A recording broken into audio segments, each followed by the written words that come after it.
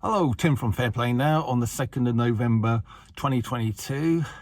I'm doing a lot of lighting jobs. Got a load of boxes in the back there, which were a few lights I put on the front of someone's house. And also I went to quote another lighting job. It's only in the bathroom, but there's a place near Red Hill in Surrey, which is really a load of flats, but look at the state of the place. It's incredible, isn't it? It's like a stately home from the outside in huge ground. So I do go to some pretty posh places sometimes, but a couple of things I want to talk about today. First of all, there's a guy, many people watching this will know him already. If you don't, I can recommend his channel. He's very good.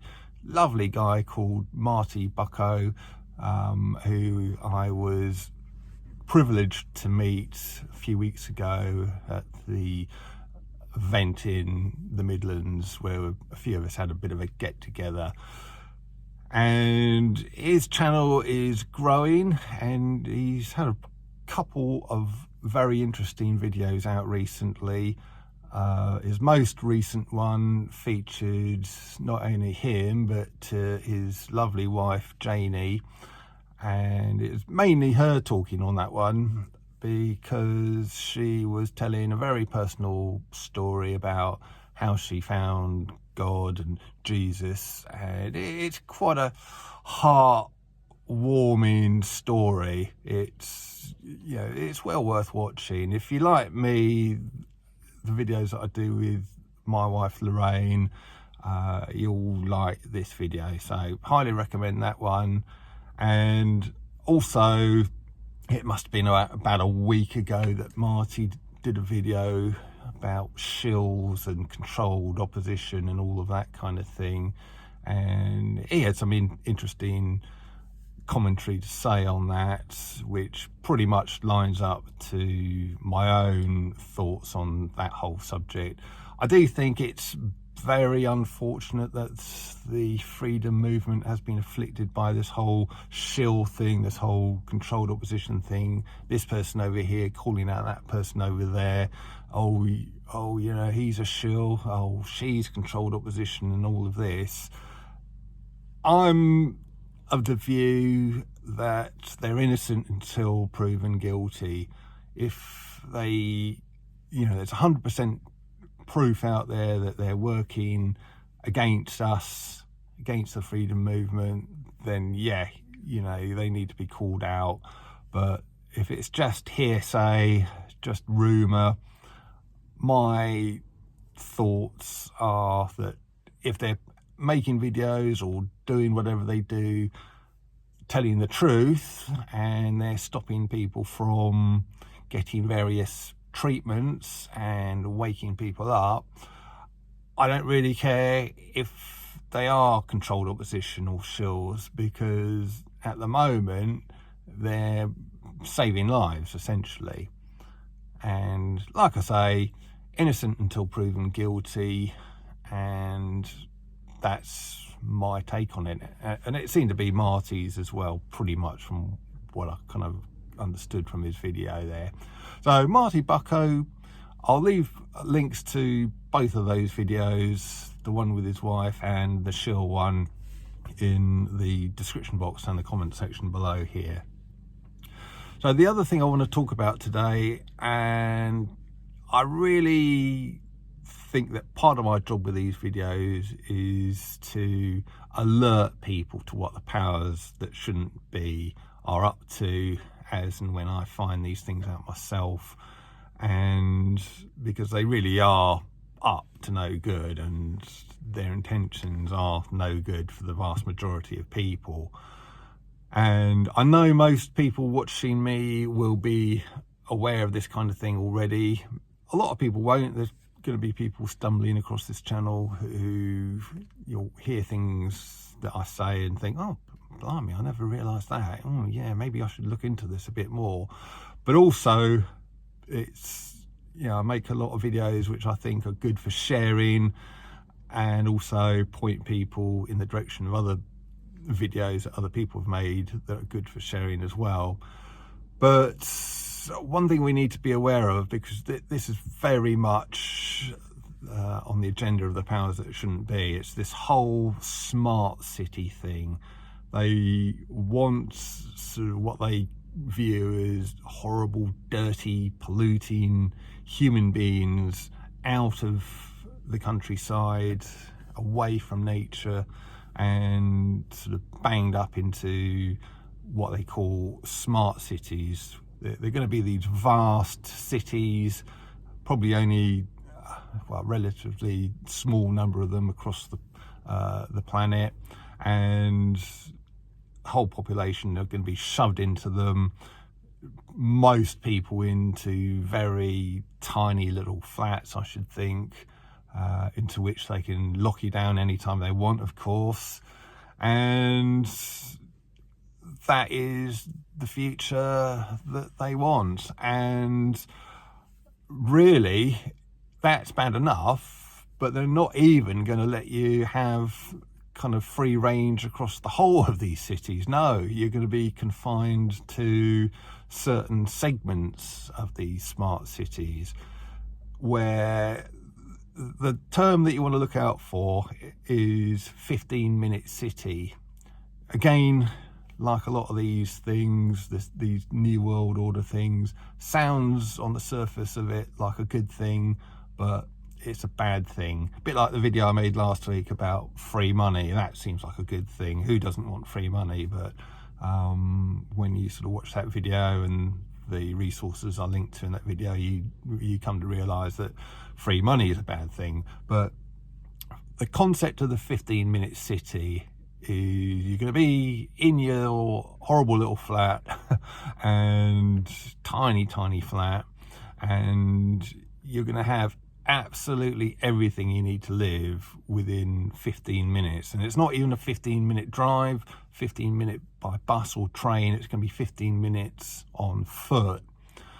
And that's going to include schools, doctors and other medical facilities, shops, and all of your kind of entertainment stuff, etc, etc. It's all going to be within 15-minute walk of your property.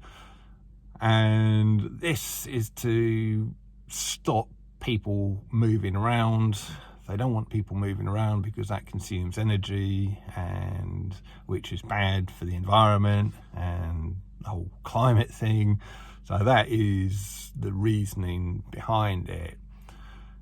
And you know, what does that remind you of?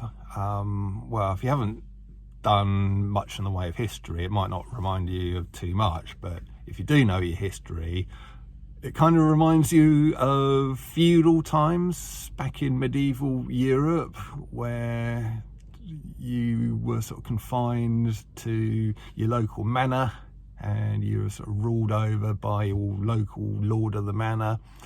And most serfs, feudal serfs, never really went more than a mile or two from where they're born and where they lived. So really, with these 15-minute smart cities, we're talking about the rebirth of a feudal system. That's what it boils down to. So, you know, do you want that? I don't think so. I don't think any of us wants to go back to a feudal system. And the reason why I'm talking about this, you might be thinking, yeah, Tim, that's never going to happen. We're never going to have 15-minute cities. We're never going to get everybody out the countryside, etc. Well, you need to just keep your eye out for certain things that are going on. And there's two places here in England, the city of Oxford, the very famous university city, and also Canterbury, obviously, you know, the Archbishop of Canterbury, etc.